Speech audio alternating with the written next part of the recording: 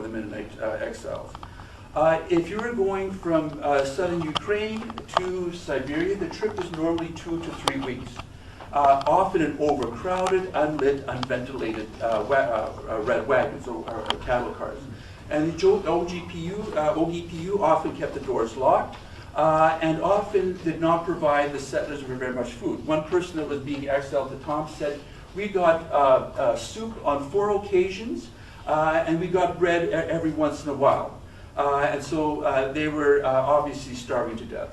Of course, there were no sanitary amenities. Whatever bucket you got that carried the soup later on became the urination defecation bucket where you did your business. And so that was the kind of conditions they lived in. When you're living in a cattle car with 40 to 60 people, it gets fairly crowded. You can't sleep. You become overexhausted. You become tired. And you naturally become sick. And so, of course, children, elderly, those who are somewhat weak, quickly succumb to illness. And quite often you read these accounts of people having to throw out of the ventilation shafts the bodies of their children because the cattle cars are getting too smelly with all of these decomposing corpses. In such dire circumstances, they often sang hymns, said prayers, or held worship services to find some consolation in their desperate circumstances. Mennonites, however, were not only shipped to Siberia by way of cattle cars. Mennonites that were living in Siberia often were shipped to camps in northern parts of Siberia by alternate methods. Typically, they used horses. The OGPUs used horses and sleds and carts. And so in Slavgorod in early February of 1930, you read of accounts of Slavgorod Mennonites being rounded up by the OGPU, forced march to the neighboring village. It was minus 40 degrees outside.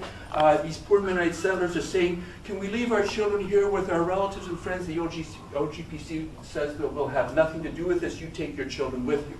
And so they're forced march to the neighboring village.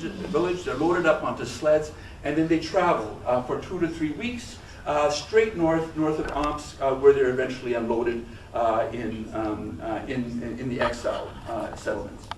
Along the way, they live in snow huts and peasant huts, and they meet other convoys of exiles going north. After the spring thaw, the OGPU often used barges to move settlers north. And this was the experience of Elizabeth Duick, who is the aunt of Marina Unger, our tour director. In May of 1931, Elizabeth Duick and other families from the Mennonite villages of Rosenfeld, Alexandrovka, Nova Alexandrovka, and Ivanovka, which is west of Omsk, were dispossessed of their farms in order to travel to the Omsk area here, where they were loaded up onto 2 barges along the Irpisk River, and then they were towed by a ship straight north and eventually ended up near the Narim region, which is where many special settlements were located in Siberia. Here they lived in these dark, damp bowels of the ship. Often were not given very much food. Many exiles complained that they only got 200 to 300 grams of bread a day, sometimes some flour, sometimes some gruel and some fish. The barges in the ship never stopped along the shore except every once in a while. Sometimes the women were allowed to go off and collect berries for themselves, but they did not allow men to go off because they were afraid that the men would run, try to escape and not come back. The only time that sometimes men were allowed to get off the ship was to bury the children. And a lot of children died in these first couple of weeks living on these barges until they were eventually unloaded in the Soviet Siberian taiga. When the exiles eventually reached the northern reaches of Siberia, they were often unloaded in the middle of virgin forests and desolate marshlands. In Siberia, Mennonites were deported to camps near Omsk, Kolomsina, Kornilovka, Chesnakovka, Polovinka, Melko, Tara, Tomsk, Monastirka, Novosibirsk, Marinsk, Bodin, Tyazin, Tapik, and Narim. When the exiles were unloaded, they were often forced marched straight into the forest. And sometimes this was as short a distance as 20 to 30 kilometers. In some cases, it's more than 100 kilometers. And when it's minus 30 and minus 40, and you're forced to march more than 100 kilometers through the forest, not knowing where you're going, things become very desperate. You read accounts of Mennonites mothers having to abandon their children because they just can't carry them anymore. And so they leave their children in the snow and they keep walking knowing that they're never going to see In the southern villages in Ukraine, the letters were all written in German Gothic script. Rarely would they mail and post the letters directly in the prison camp where they were located. These letters were sent to various places in the southern villages that I showed you on the map, and from there they were dispersed to various places. While we cannot be sure how many letters were originally sent, 461 did actually reach their destination. I conducted a survey of the number of letters per year, and much more extensive in my database, who sent letters, who were the writers, and where did they send them to. But generally, here is you can see in 1930, 1929, there are very few letters. 1930, this is where the separation occurred between families. This is when about half the family left for Canada in 1929. 1930, the letters begin to Carlisle, Saskatchewan. The peak in 1932, 33, you can see the decline in 1938. After that, we have silence until 1956. To fill in the silence, I've interviewed two survivors. Little Lena was 8 years old when she was arrested with her family. She survived. She spent over 30 years in the prison camp, labor camp system. She survived. I found her in Germany. She passed away shortly after I interviewed her. She fills in the blanks for me. After the silence in 1938, she tells us what happened between then and until 1990 when she left for Germany. Also, her sister Mariechen, who was slightly older than her, she was 14 when she was arrested, also fills in the blanks, and those memoirs are in the book, Remember Us. Just draw attention to the title of the book, Remember Us. The most often repeated phrase in the letters is, remember us, do not forget us. Remember us, do not forget us.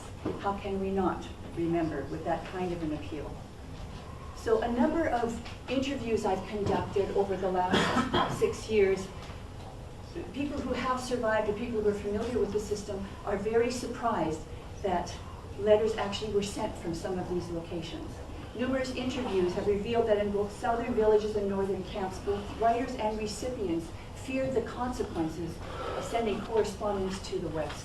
Their fear was not unfounded. The NKVD listed categories that identify hostile elements to the success of the party's mandate, and one which gave local authorities the occasion to arrest, quote, all remaining elements expected of not being reconciled to the regime.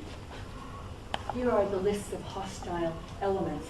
Active member of a church, member of a religious sect, rebel, anyone who in the past was in any way involved in Soviet uprisings, anyone with contacts abroad, anti-Soviet element. It is the contacts abroad that is most relevant, that category. So finding an address to the West, finding a letter to the West was justification for arrest, imprisonment, and possibly even execution.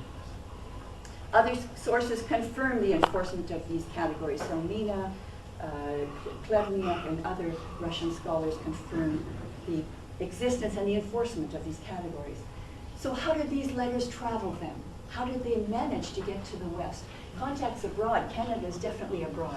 It's a very distant Western country which would be a threat under these lists of hostile elements. So as partial clarification, some sources, both primary and secondary, report that restrictions were often dependent on the levels of government in the former Soviet Union. Writers experienced rigid controls in some region while others had more freedom of communication. It would have been difficult to maintain a consistent standard across the vast expanding nation in the 1930s. Significantly, official post offices actually did exist, and they were functioning in many villages and even in the prison camps. During the years of the largest number of letters, in 1934, writers make reference to waiting for the mail, going to the post office, but also of letters missing or lost. They numbered their letters. The efficiency of a mail delivery system also appeared to depend on the route of delivery. Writers referred to Iceland, Finland, Moscow. Send your letters through Finland, then it will reach us. In light of the letter's precarious journey, it is logical that the writers would have been very cautious in using their language. They would write through